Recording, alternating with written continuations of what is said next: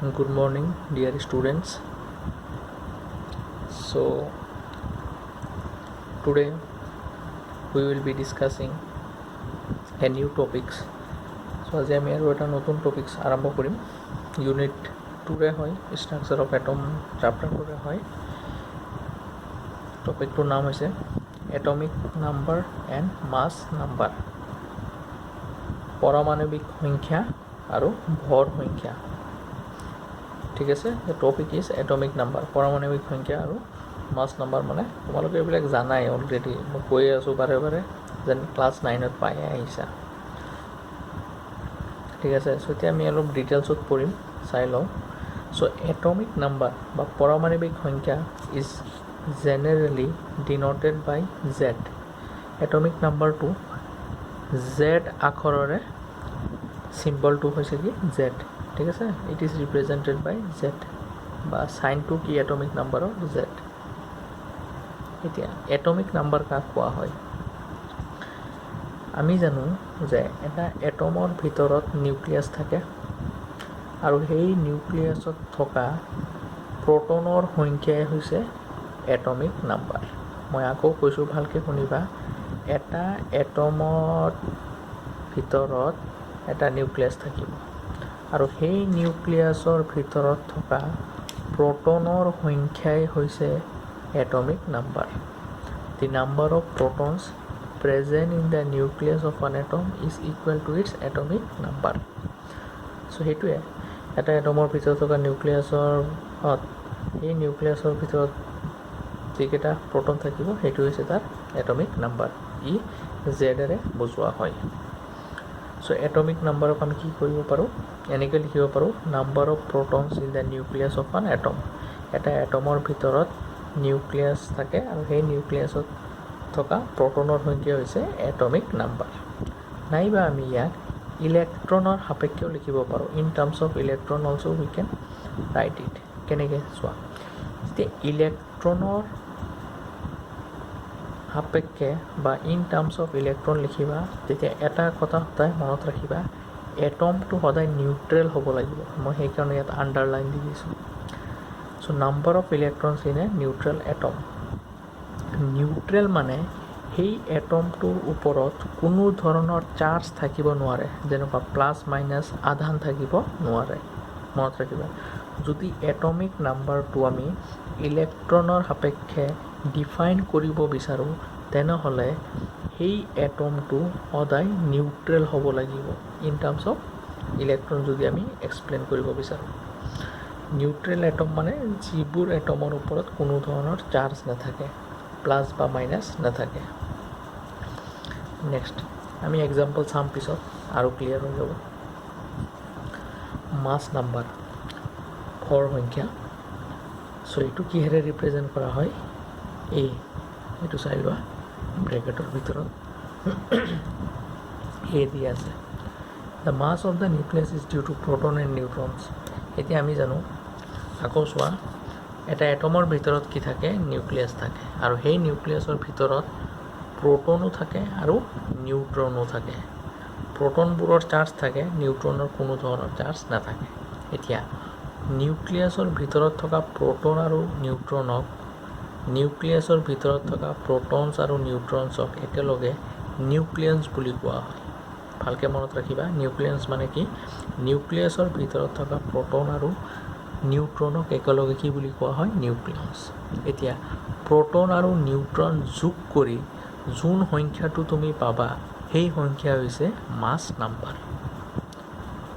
মনত থাকিব এটা এটমৰ ভিতৰত নিউক্লিয়াছ থাকে সেই নিউক্লিয়াছটোৰ ভিতৰত প্ৰটন থাকে আৰু কি থাকে নিউট্ৰন থাকে এতিয়া যিমানকেইটা প্ৰটন আৰু যিমানকেইটা নিউট্ৰন সেই নিউক্লিয়াছৰ ভিতৰত আছে তাৰ যোগফল মানে যোগ কৰি যোনটো পাবা সেইটো হৈছে তাৰ মাছ নাম্বাৰ প্ৰটনছ আৰু নিউট্ৰনছক একেলগে নিউক্লিয়াছ বুলি কোৱা হয় ঠিক আছে ইয়াত দিয়াই আছে ধুনীয়াকৈ চোৱা মাছ নাম্বাৰ কেপিটেল এৰে ৰিপ্ৰেজেণ্ট কৰা হৈছে number of protons small P number of neutron small N so' এই দুটা যোগ কৰি আমি এনেকৈ লিখিব পাৰোঁ এতিয়া চোৱা পি মানে কি প্ৰটন এতিয়া প্ৰটন মানে অলপ আগত আমি চালোঁ number of proton is also' equal to atomic number So mass number is also represented as z plus n থাকিব কাৰণ p is equal to z এয়া আগত পাই আহিছোঁ আমি p আৰু z একে হয় প্ৰটনৰ সংখ্যা হৈছে পাৰমাণৱিক সংখ্যা বা এটমিক নাম্বাৰ এতিয়া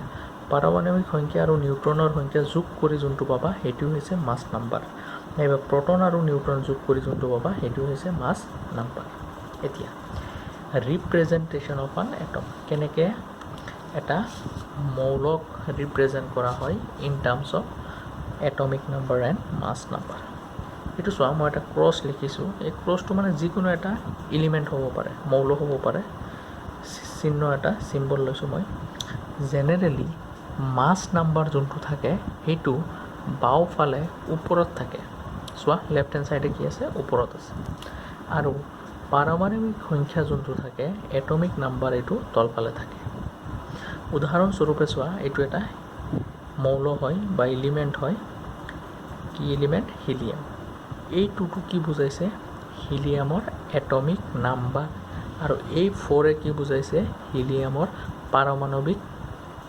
সংখ্যা আৰু নিউট্ৰন যোগ কৰি যোনটো পাইছোঁ তাক আমি কি বুলি কওঁ মাছ নাম্বাৰ নাইবা ভৰ নাম্বাৰ ঠিক আছে মাছ নাম্বাৰটো সদায় ওপৰত বহিব লেফ্ট চাইডে আৰু এটমিক নাম্বাৰটো তলত লেফ্ট চাইডত বহিব মনত ৰাখিবা মাছ নাম্বাৰটো সদায় বেছি হ'ব এটমিক নাম্বাৰতকৈ নেক্সট আমি আগবাঢ়ো নেক্সট পেজলৈকে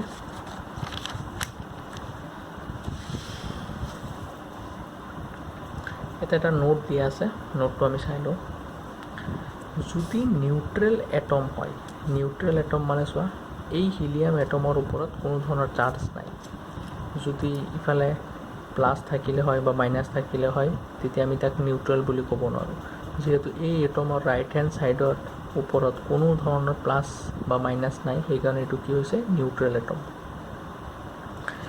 নিউট্ৰেল এটমৰ ক্ষেত্ৰত number of proton is equal two number of neutron এই এটমটোত যিমানকেইটা প্ৰটন আছে সিমানকেইটাই কি আছে ইলেক্ট্ৰন আছে কোনটো ক্ষেত্ৰত নিউট্ৰেল এটমৰ ক্ষেত্ৰত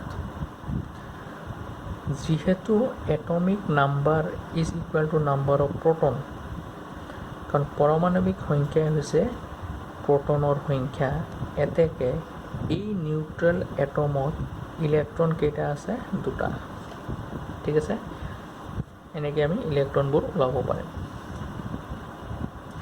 এতিয়া 2 নম্বৰত যোৱা ফৰ চাৰ্জড স্পেচিছ এইবাৰ কি হ'ব মৌলবোৰৰ ওপৰত আধান থাকিব চাৰ্জ থাকিব আইদাৰ প্লাছ বা মাইনাছ প্ৰথমে আমি চাই লওঁ পজিটিভলি চাৰ্জ স্পেচিছ তাৰমানে মৌলটোৰ ওপৰত পজিটিভ চাৰ্জ আছে এইটো চোৱা মেগনেছিয়াম 2+ তলত থাকে এটমিক নাম্বাৰ ওপৰত থাকে মাছ নাম্বাৰ লেফ্ট চাইডে যিহেতু এইটো পজিটিভলি চাৰ্জ স্পেচিছ হয় সেইকাৰণে প্ৰটনৰ নাম্বাৰ সদায় বেছি থাকিব ইলেক্ট্ৰনৰ নাম্বাৰতকৈ আগৰ ক্ষেত্ৰত কিন্তু সমান আছিল কাৰণ সেইটো নিউট্ৰেল এটম আছে এইবাৰ যিহেতু এইটো পজিটিভলি চাৰ্জ পজিটিভ মানে কি প্ৰটনবোৰো পজিটিভ চ' পজিটিভৰ সংখ্যা কি থাকিব বেছি থাকিব ইলেক্ট্ৰনতকৈ ইয়াত যে 2+ আহিছে কিয় আহিছে ইলেক্ট্ৰন যোৱাৰ কাৰণেহে 2+টো আহিছে চ' চাই লওঁ কেনেকৈ কৰা হয় যিহেতু মনত ৰাখিবা যেতিয়াই তুমি পজিটিভলি চাৰ্জড স্পেচিছ পাবা মনত ৰাখিবা তাত প্ৰটনৰ সংখ্যা ইলেক্ট্ৰনৰ সংখ্যাতকৈ বেছি আছে কিমান বেছি আছে আমি চাওঁ এতিয়া চোৱা আমাক লাগে কি কেইটা ইলেক্ট্ৰন আছে এই স্পেচিছটো এই প্ৰজাতিটোত বা এই আয়নটোত ইলেক্ট্ৰন কিমান আছে আমি সেইটো ওলাব গৈ আছোঁ আমি এটা কথা জানো যে এই স্পেচিছত প্ৰটনৰ সংখ্যা কি আছে বেছি আছে ইলেক্ট্ৰনতকৈ যিহেতু 12টো কি মেগনেছিয়ামৰ এটমিক নাম্বাৰ আৰু atomic number is equal to what number of proton so' সেইকাৰণে কি লিখিছোঁ পি ইলেক্ট্ৰন কেনেকৈ ওলোৱা হয় ই ইকুৱেল টু p-2 এতিয়া চোৱা পিটোতো তুমি জানাই পি কিমান 12 এতিয়া -2 কিয় দিছোঁ চোৱা ইয়াত কি আছে 2+ আছে ন সেই 2+ থাকিলে ইয়াত মাইনাছ দিব লাগে নহ'লে কি হ'ব যদি তুমি ইয়াত প্লাছ দি দিয়া 12+2 কৰিলে কিমান হ'ব 14 ইলেক্ট্ৰন কি 14 হ'ব পাৰে নেকি নোৱাৰে কাৰণ তুমি প্ৰথম কণ্ডিশ্যনটো জানা প্ৰটনৰ সংখ্যা সদায় কি হ'ব বেছি হ'ব এতেকে যোনটো পজিটিভলি চাৰ্জ থাকিব সেই পজিটিভলি চাৰ্জটো যিমান থাকিব সেইটো প্ৰটনৰ সংখ্যাৰ পৰা বিয়োগ কৰিব লাগে, মানে মাইনাছ কৰিব লাগে। টোটেল প্ৰটন কিমান আছে 12, তাৰ পৰা এই 2 বিয়োগ কৰি দিয়া, এতিয়া ইলেক্ট্ৰন কিমান হৈ গ'ল 10টা। তাৰমানে এই আয়নটোত প্ৰটনৰ সংখ্যা কিমান আছে 12 আৰু ইলেক্ট্ৰনৰ সংখ্যা কিমান আছে 10, আৰু এই কণ্ডিশ্যনটো ফিল আপ কৰিছে কাৰণ প্ৰটন সদায় ইলেক্ট্ৰনতকৈ বেছি হ'ব ইন কেছ অফ কেটায়ন। এইটো কেটায়ন বুলিও কোৱা হয়, ঠিক আছে। নেক্সট আমি চাওঁ নেগেটিভলি চাৰ্জ স্পেচিছ, এইবিলাকক এনায়ন বুলি কোৱা হয়, এইটো কেটায়ন বুলিও কোৱা হয় পজিটিভলি চাৰ্জক। এতিয়া চোৱা এইটো এটা এনায়ন হয়, এই স্পেচিছত কিমানটা ইলেক্ট্ৰন আছে আমি সেইটো ওলাব লাগে। যিহেতু এইটো নেগেটিভলি চাৰ্জ আছে তাৰমানে কি এইবাৰ ইলেক্ট্ৰনৰ সংখ্যা কি আছে বেছি আছে প্ৰটনৰ সংখ্যাতকৈ। চ' কেনেকৈ ওলাবা E equal to P plus 3, formula একে পি প্লাছ 3, খালি কি ইয়াত যিহেতু মাইনাছ আছিল এইটো কি হৈ গৈছে প্লাছ, আগৰটোত কি আছিল প্লাছ আছিল সেইটো কি হৈছে মাইনাছ। এতিয়া চোৱা তুমি ইলেক্ট্ৰন ইকুৱেল টু কি পি প্লাছ ই, প্ৰটনটো জানাই কিমান এটমিক নম্বৰ 7, প্ৰটন কিমান 7। চ' আমি জানো ইলেক্ট্ৰনৰ নম্বৰ বেছি হ'ব লাগিব, চ' সেইকাৰণে কি কৰিব লাগিব এই তিনিটো কি কৰিব লাগিব যোগ কৰিব লাগিব, যোগ কৰি চাইছোঁ কিমান 10, আৰু এই কণ্ডিশ্যন ফিল আপ হৈছে। চ' এই স্পেচিছত ইলেক্ট্ৰনৰ সংখ্যা কিমান আছে 10টা, ঠিক আছে। আই হোপ তোমালোকে বুজি পাইছা। নেক্সট আমি চাওঁ কিছুমান এটমিক স্পেচিছ, এইখিনি বহুত ইম্পৰ্টেণ্ট হয়, ইয়াৰ পৰা তোমালোকক ফাৰ্ষ্ট ইয়াৰত ফাইনেলত কুৱেশ্যন সুধিব পাৰে। অলৰেডি আইডিয়াটো আছে তোমালোকক, ডিফাৰেণ্ট এটমিক স্পেচিছ আইচ'টপছ সমস্থানিক বুলি কোৱা হয়। এইটো কি চোৱা atoms of the same element, এইটো চাই লওঁ আমি।